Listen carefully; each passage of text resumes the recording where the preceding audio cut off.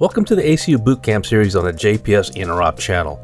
In this episode, we'll be discussing the donor radio in greater detail. This includes the advantages and disadvantages of a portable versus a mobile donor radio. We'll also discuss radio interface cables, radio templates, and profiles, all of which must be considered prior to beginning the actual alignment of the DSP2 module or ACU radio resource interface. The donor radio is an integral part of the interoperable environment. It's the primary link between the ACU Gateway and the radio infrastructure. The donor radio link must be robust and reliable.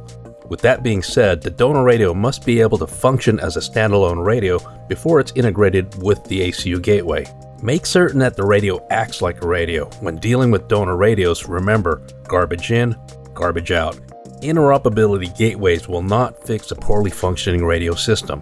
The donor radio can either be a portable or a mobile dash-mounted or trunk-mounted unit. They each have their advantages and disadvantages in terms of integration. By far, the portable radio is the easiest to incorporate into the interoperable environment. The radio interface cable, which we'll be discussing shortly, simply attaches to the lapel mic or hand mic interface of the portable radio. The prerequisite transmit and receive audio and PTT control signals are readily available from the portable radio's interface. Conversely, integrating the mobile radio is sometimes a bit more challenging because of the transmit and receive audio and control signals are sometimes derived from an accessory connector at the back of the radio. In some cases, those signals can be accessed from a combination of other separate locations, such as the microphone interface, internal speaker interface, and separate I/O connections. And in many cases, physical modifications and radio programming may be required to yield those important audio and control signals. Swapping out a defective mobile radio may not be as easy as it sounds, especially if the new donor radio requires physical modifications and programming. When choosing a donor radio, the best way to determine if the radio requires modifications and programming is to review one of the several hundred radio interface cable application notes available directly from the controller applications. You can also request application notes from the support link on the JPS Interop Solutions website. This is an example of a radio cable interface application note for a portable donor radio. The bullets indicate that there are no radio modifications or radio programming required. Simply attach the radio interface cable and align the DSP module or the ACU radio resource channel. The bullet labeled radio controls, in most cases, describes the suggested position of the donor radio's volume knob position. It's important that the suggested volume knob position be used at this mid-range position to produce a nice balance of receive audio level versus distortion. Remember, this audio is delivered to the DSP interface and eventually to your allied agency's radio system. Additionally, if the volume knob is changed after the alignment of the DSP module, the receive audio level of the DSP radio interface will need to be realigned. The 12 o'clock position is a common position. The radio interface cable application note also contains schematics. If you have a spare lapel mic and a DB15 male connector, you can build an interface cable in the field. You can also see that there are some matching components that are employed to help improve integration between the donor radio and the ACU. Now let's take a look at a radio interface cable application note for a mobile radio. You'll notice that the donor radio model will require hardware modifications to provide access to the transmit and receive audio, as well as core and PTT control signals. Also in this case, programming is required to allow PTT control functionality. If, for instance, this particular donor radio fails in the field, it'll be difficult to integrate the replacement unless these modifications are performed beforehand. In another example of a mobile donor radio application, the radio control bullet doesn't reference the volume knob position. In those cases, the receive audio is derived directly from the radio's discriminator or detector, and any adjustments to the radio's volume knob will not affect the alignment of the ACU radio interface, as we've bypassed the final speaker amplifier. This is an ideal application if the donor radio is to be used as a radio when the ACU is not being used. Beware, however, that once the donor radio is introduced into an interoperable group through the gateway, it cannot interoperate with that group if the donor radio's microphone or speaker are used.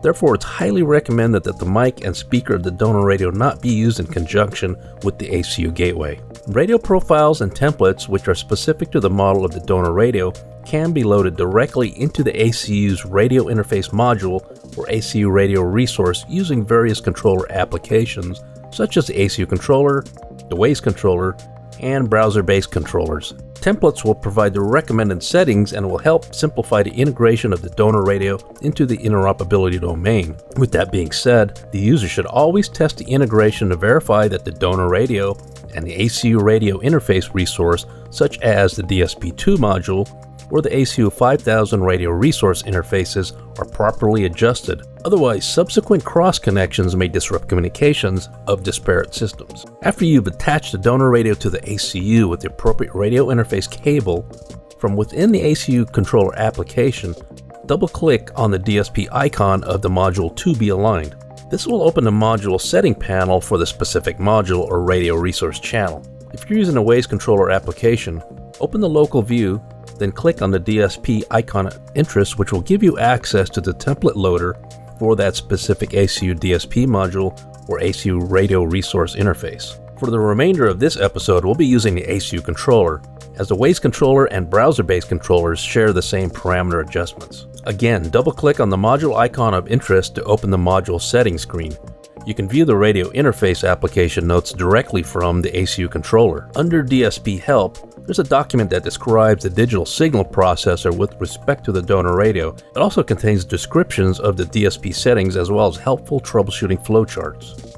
The latest template that was loaded may be indicated, but this doesn't suggest that possibly one or more of the settings were manually adjusted. If you're not confident that the settings are not correct, always verify your settings before introducing the donor radio into the interoperable group. Click Load to begin selecting the appropriate radio interface for your application. This dialog, among other things, suggests that the settings that you're about to load are specific to a radio interface cable designed by JPS Interoperability Solutions. If you choose to build your own cable and do not follow the schematic supplied with the radio interface cable application, which we saw earlier, the settings used in the factory profile or template may not be correct for your application. From the common dialog box, select the .mod radio template file of the model of the donor radio. You can even retrieve custom templates that you've saved earlier that you've tailored for your specific requirement. Now that you've loaded your radio-specific profile or template, you're now ready to verify the application by testing the donor radio through the ACU handset. As we discussed in episode 201, verifying settings and troubleshooting should be conducted through the ACU handset only, as not to disrupt any concurrent interoperability taking place within the gateway. So this concludes another ACU Bootcamp episode. In the next episode, we'll discuss the adjustment of the receive audio level. This is the audio we derive from the donor radio when the radio is receiving a transmission from the field. Every couple of weeks, we should have a new episode of useful technical information that'll help you better understand ACU technology and provide your organization and agency dependable, interoperable communications. And if you have any suggestions on future episodes you would like us to include, or if you're interested in more information on our products and solutions, give us a call or visit us at jpsinterop.com.